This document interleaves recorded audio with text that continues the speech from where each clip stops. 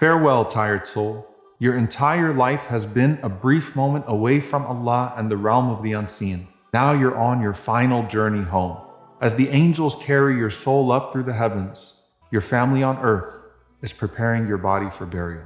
Ya ayyatuha an-nafsul mutma'inna irji'i ila rabbiki radiyatan mardiyah. O soul that is at peace, come back to your Lord, pleased and pleasing. We are pleased with Allah's legislation and we are pleased with Allah's decree. Radina billahi rabba wa bil islami dina wa bi Muhammadin sallallahu alayhi wa sallam nabiyya. We are pleased with Allah as our Lord, with Islam as our religion, and Muhammad sallallahu alayhi wa sallam as our prophet. Have you been pleased with Allah as your Lord? Imam Ibn al-Qayyim rahimahullah says that throughout your life you have these three stages of tawakkul, learning to trust Allah.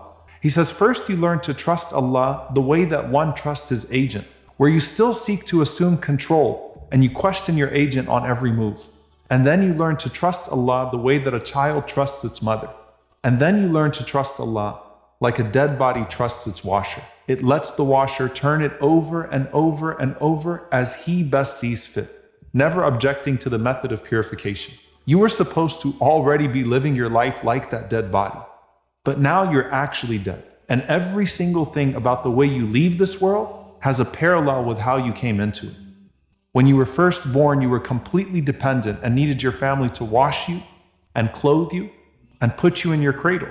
As you breathe your last breath, you return to the state, completely dependent as your family arranges your ghusl, shrouds you, and lowers you into your final resting place. As your soul begins to witness the wonders of the unseen realm, it also witnesses the last moments of its time on earth.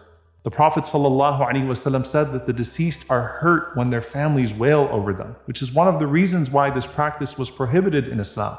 The dead has some sense of those around, even if not fully. In one narration, though it has some weakness in its chain, إِنَّ الْمَيِّتَ يَعْرِفُ مَنْ يَحْمِلُهُ وَمَنْ يَغْسِلُهُ وَمَنْ يُدَلِّيهِ فِي قَبْرِ. Verily, the dead one recognizes those who carry him, and those who wash him, and those who lower him into his grave. And some of the scholars mention that an angel presides over your funeral in some ways just like your birth. Amr ibn Dinar rahimahullah said, ما من ميت يموت إلا وروحه في يد ملك ينظر إلى جسده كيف يغسل وكيف يكفن وكيف يمشى به فيجلس في قبره. That not a single person dies except that his soul is in the hand of an angel who observes his body, how it is washed, how it is shrouded, how it is carried, and then enters into the grave to make sure that it is buried properly. Al-Imam Abu al-Hasan al-Qabisi rahimahullah connects the narrations of the soul ascending through the heavens while still witnessing what is happening on earth. He says, for righteous souls, they will be told when they reach Allah, go and see your place in paradise. And so they will journey through paradise for the time that it takes for their body to be washed. Then if you are of the truly righteous, perhaps you will witness paradise for as long as you are being washed, which is one of the wisdoms of the ghusl. Just like the Prophet ﷺ's heart was washed by Jibreel before he could take his heavenly journey of al-Isra wal-Mi'raj, so too the body needs to be cleansed as the soul witnesses paradise. So the longer, the more thorough, and the more perfect the washing, the more time spent by the soul in the realm of the unseen, witnessing its wonders. And then once the ghusl and the shrouding is complete, the soul returns to this world.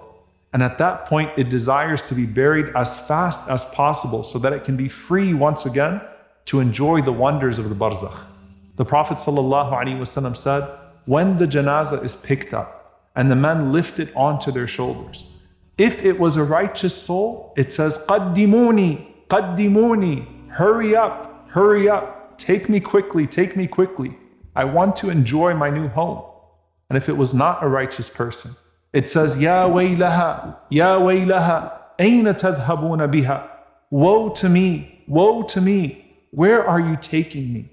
And the Prophet ﷺ says that everything of the creation of Allah hears that cry except for the human beings around. And if they could hear that cry, they would faint.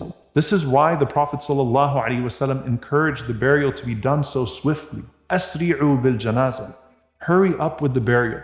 For if it is a righteous soul, you would bring it quicker to a beautiful abode.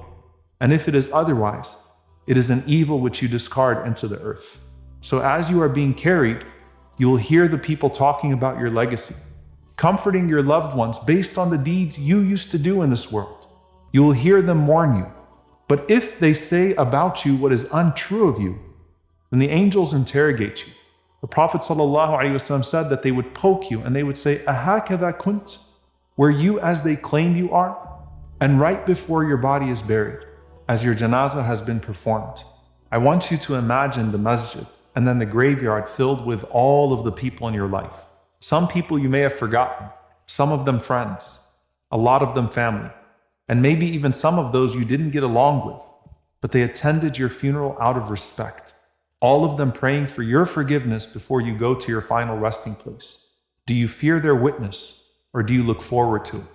And then finally you're placed 6 feet under the ground, and your loved ones bury you in this earth with the earth.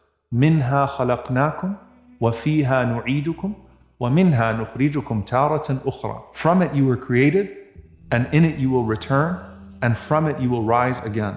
You're buried facing the right side towards the Qibla, as hopefully you did all those times that you used to pray, and your heart always longing for the one who sent you here only after affirming to you that he is your Lord. And you're now about to be asked that question again. Man Rabbuk? Who is your Lord? But this time you know him. You know your prophet. You know your religion. Hence, Bismillah wa ala sunnati Rasulillah. The words you are placed with in the grave are in the name of Allah and upon the way of the Messenger of Allah sallallahu alaihi wasallam, the way of Islam.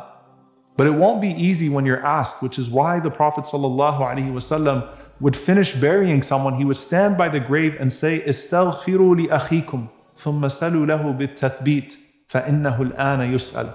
Ask Allah to forgive your brother and to make him steadfast, for he is now being asked.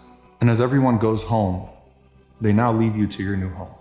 And the Prophet ﷺ said that you will hear the footsteps of every single person that came to your janazah walking away until the very last footsteps. And I want you to think about what that means. When you came into this world, your parents were in the hospital and they received you. The guests came and went. But you know who stayed? Your family. And that's why Amr ibn As radiallahu ta'ala anhu said to his children, "When I pass away, don't rush away from the grave. Stay next to me for the time that it takes to sacrifice an animal and then distribute its meat." Meaning, don't be so quick. Why? He said, "Hatta asta'nasa bikum," so I can feel your nearness and I can know how to respond to the messengers of my Lord.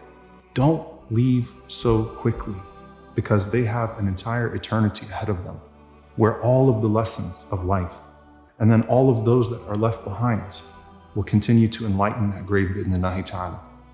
Do you know what else?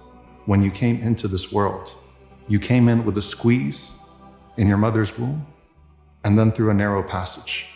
And the Prophet ﷺ said that there's a squeeze in the grave that no one will be spared from.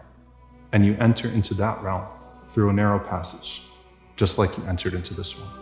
The two angels come and ask you the only 3 questions that now matter about your life. Not about your possessions, not about who you knew, not about what neighborhood you lived in. Who was your Lord? Who was the one sent to you? What was your way of life? The crying stops, the footsteps fade, and you're left alone in your grave. Nothing is left to distract you. You have all the time in the world to reflect. What legacy have you left behind? Was your life worth living? Did you do enough to earn your soul a peaceful hereafter? Did you do enough when you could so that you can finally now rest in peace? إحالتك الأعمال على وجود الفراغ من رعونات النفس. Your postponement of deeds till the time when you are free is merely one of the delusions of the self.